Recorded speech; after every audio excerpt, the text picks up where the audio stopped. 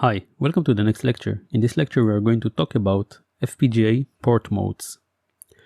Okay, so first of all, what is an FPGA port? Okay, so imagine that you have your FPGA, okay, as I told you on the previous lecture, you have your FPGA, okay, and this is actually a chip, a component, a real chip, okay, and to every component, electronic component, you have inputs and outputs, and actually you have pins, okay, pins, and in this pin out, you can configure your pin out in your VHDL code, okay. So let's say, for example, you have a pin out, okay, for every FPGA, and as I told you on the previous lecture, you can have a ports, okay, through and from your FPGA, okay. So this is your FPGA, okay, and you can have also ports inside components, okay. So inside the FPGA you can also have ports, okay, and you have 4 types of ports, okay, that you need to be familiar with. Okay, so let's just go through the ports, okay. So number 1 will be an input port, okay. So an input port, and an input port can be read, okay, but not updated, okay, within the module. So actually an input port is a port, okay.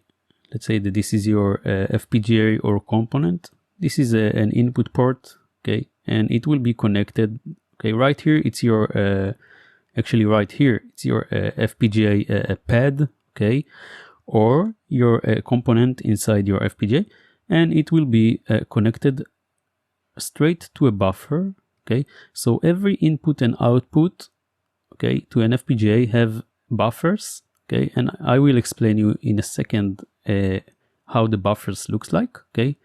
And this is, for example, an input port. It will be connected straight to a buffer, okay, so you can only read from this buffer, okay, because this is where your FPGA will be connected to. Sorry, this is where your code, your VHDL code will be reading from, okay, from this point, and you cannot read this part, okay. So between your pad of your FPGA to the buffer, you cannot read this port, okay, and inside, okay, inside a component, you will have the same, okay, and you will be only able to read from this place. And this is how you configure an input port. Okay, so the second thing we have is, of course, an output port, okay. So an output port, okay, and how does it looks like? Okay, so for example, if you have your FPGA or a component, okay, and this is the output pin, okay, so you will have the buffer looks like this, okay, and right here it's the output of the data. So you will just load the data right here, okay, and the data will be outputted, okay, and it can be updated, okay, but not read within the module, okay. So it's carrying the information out of the module, okay, and and output, this is the output part. Now next thing, okay, let's just go to a new page, and next thing I want to talk about is something that called an in-out port, okay. So this will be a tree, an in-out port. So as you can guess, an in-out port can be input and output, okay. How does it look like? Okay, so what I wanted to say before, every input or output is actually an in-out port, okay, but you are just connected to one side, and I will show you what I mean, okay. So every port actually looks like this. So you have this buffer of the output, okay, connected to your pad, for example, Okay, if it's a component, it's not connected to a pad. If it's a component, it's inside the FPGA. If it's output from the FPGA, it's connected to the pad of the FPGA. Okay, and right here you will have the output enable.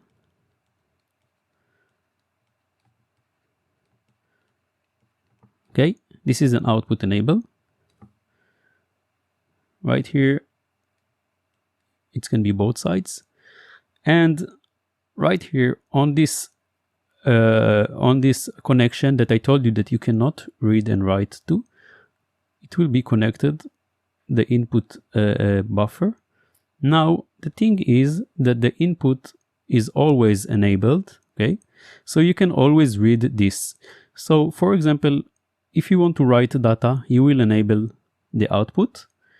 If you want to read the data, you can read it whenever you want. Okay, so this is an in-out port. Okay, and it's a another name is a bidirectional port. Okay, so bidirectional port is the other name of it, and it can be both read and write. Okay,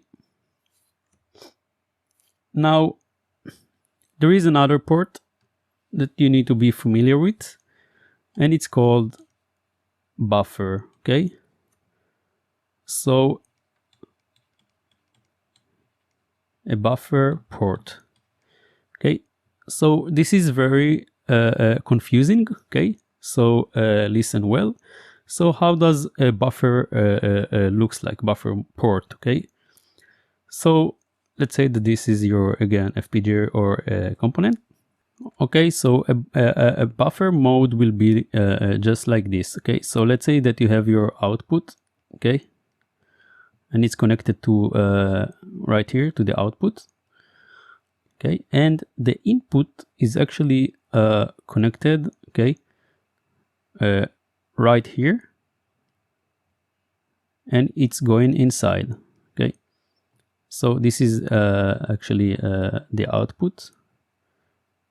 Okay, it's an arrow out, and then the input is going from here. Now what's the difference actually? So the main difference between them is that this input, okay, back to us, back to the FPGA or the component, okay, this input is driven by this output, okay, from here. Okay, so if we are driven 1, for example, okay, it will driven this one. Okay, and in the in-out port, okay, this side is driving the input, okay, while the output is just driving this pin. Okay, okay, so what did we have here? Okay, we had the input port, which is an only input, you can read it. Okay, we had an output port, which is a write port, you can only write to it. Okay, we have an in-out port,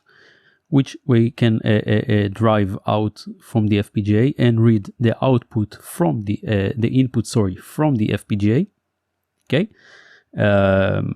and we have the buffer port, which is a little bit more complicated, which we can write out from the FPGA and read the output that we just written, okay, to the output.